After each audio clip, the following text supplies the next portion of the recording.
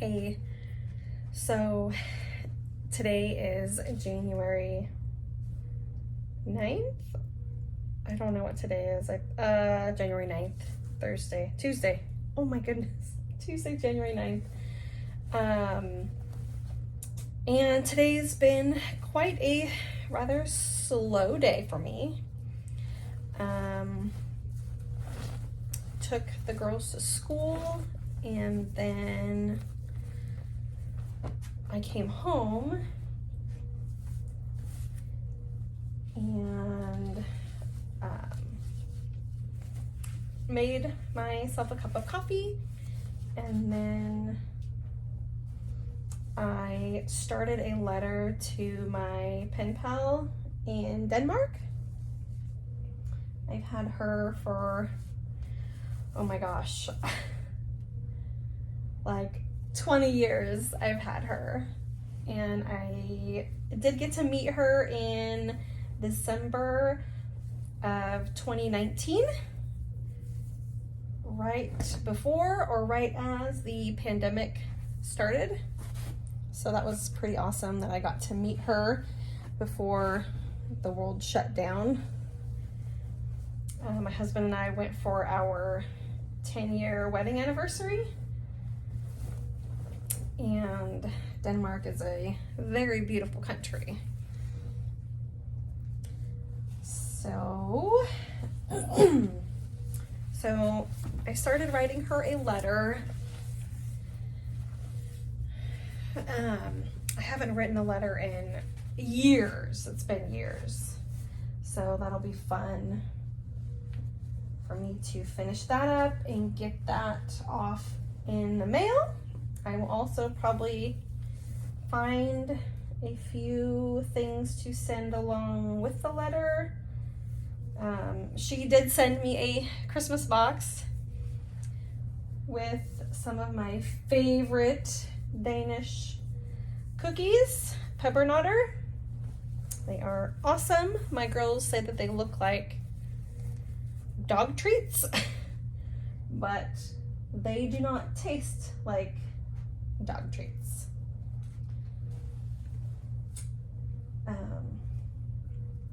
I've already written about 6 pages so far this morning. I just took the time, I sat down on the couch, I had my heating blanket on, I had calming lo-fi music on, and I just went to town writing. It was very nice to be able to do that. Anyways, and then my husband called and said, hey, why don't we go camping for spring break? Spring break for us is at the end of March. I was like, okay, well, we can do that. That'll be pretty fun. We haven't gone camping with the girls in a while. Again, probably a couple years. So I finished my letter to my pen pal, and then my girlfriend called, and we were just talking for a minute. And then when I got off the phone with her, I started looking into camping and what sites have full hookups and all that. So I found a couple places, and I think I might have narrowed down where I think we should go. Oh, sorry. Let's get all this close up here.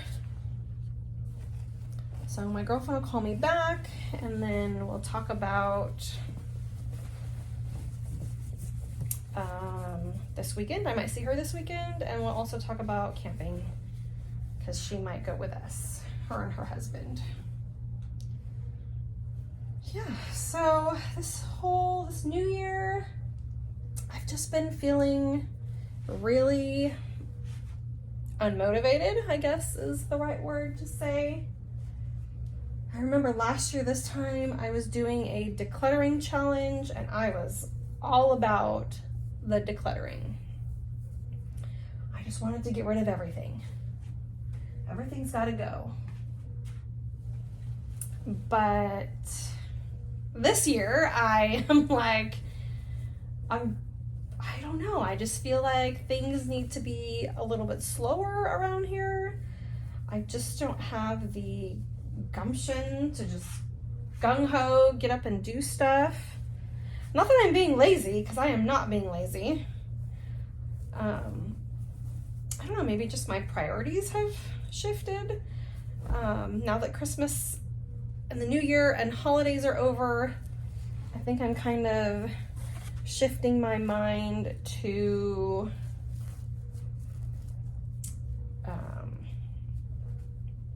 moving, really, is what has been on my mind a lot. So we haven't started finalizing that yet, moving trucks or vans or anything like that. I think I'm probably gonna wait, or we will probably wait maybe until March to sit down and reach out to some moving companies and figure all that stuff out. But my husband retires from the military in October, and of course he'll have about 60 days prior to his retirement date that he will be on vacation. And it will be our last PCS. So that is actually what is going to help pay for the move. We've already moved like 90% of our house out of state, but we just have a few heavy pieces left here, which will be nice to have PCS out there. Anyways, so yeah, being slow, just taking my time doing stuff. I know in a couple months, probably March, April, I will start the declutter on the garage. The garage is a hot mess. It's a 2-car garage here, and it's got garage storage racks that has our stuff on it. We've got some woodworking equipment, big woodworking equipment that will need to go. Miscellaneous little housewares stuff.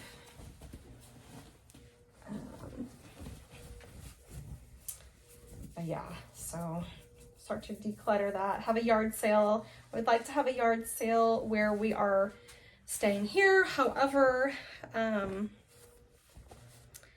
our people that we live with are not comfortable having a yard sale here, so I will ask my husband's grandma if we can hold a yard sale at her house, which is probably a better location. She's right on a highway in town, so that would probably be better anyways. Just moving the stuff from here to there, and then whatever doesn't sell at her house, it's going to donation. So get any last money that we can. Yeah, so that's really it. This next 6 months before we move, because we're going to move in July probably, it's going to go fast. I just know it. We bought the house June of 2022, and we will not be in the house until July of 2024. So we will have had the house 2 years before we fully are in the house. And I am ready. And I'm not sure if I'm just ready because the past year and a half I've felt like I'm in limbo. I don't really belong here. You know, yes, this home that we are in is furnished with our stuff, but it's not home. It does not feel like home to me. Maybe because I don't have any decorations up.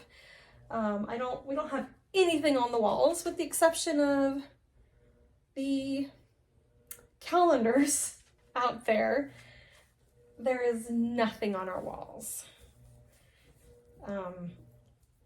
You know, I've got some plants up in the living room. We have a digital picture frame that has all of our pictures on it in the living room. But I'm ready to be able to decorate my own space with my own things as I see fit, make changes. I'm ready to feel settled in, settled down. So that's kind of where I'm at with that.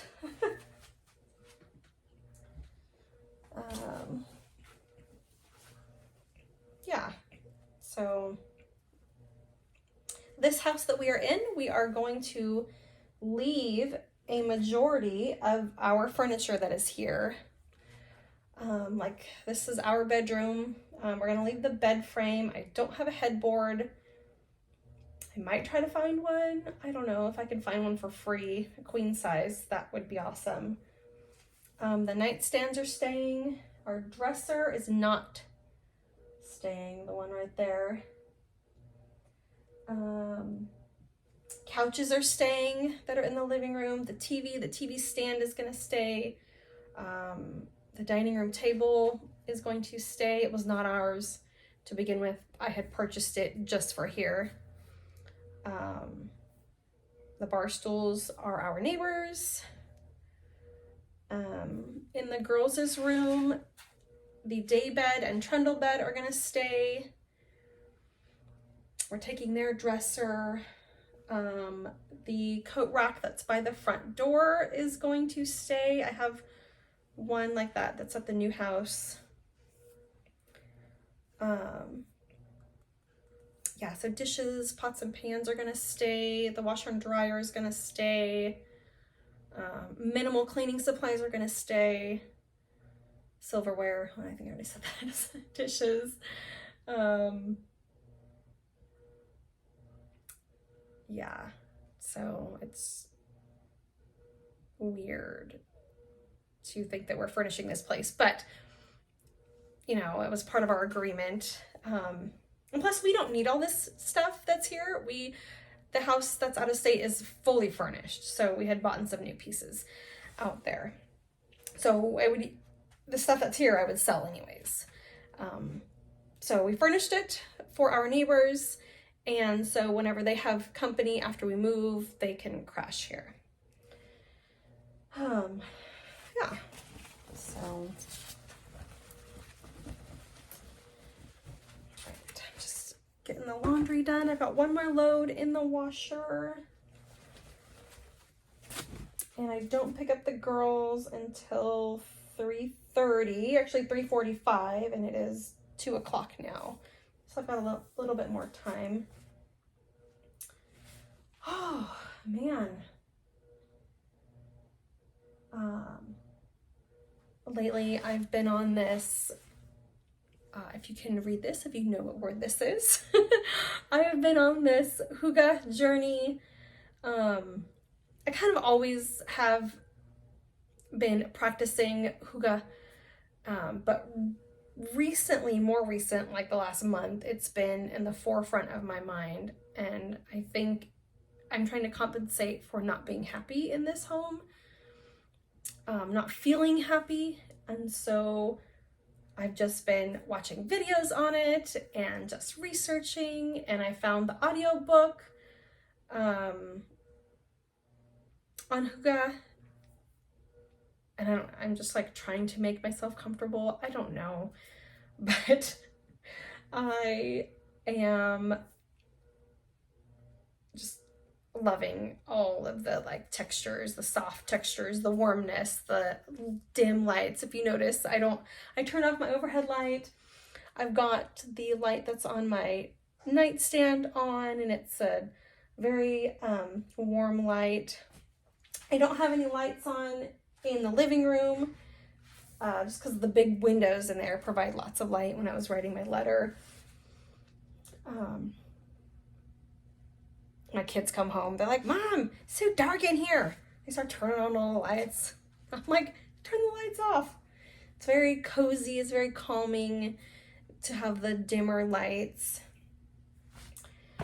Yeah, so I'm gonna order that book, which is called The Little, oh, I can't remember what it's called. Hold on.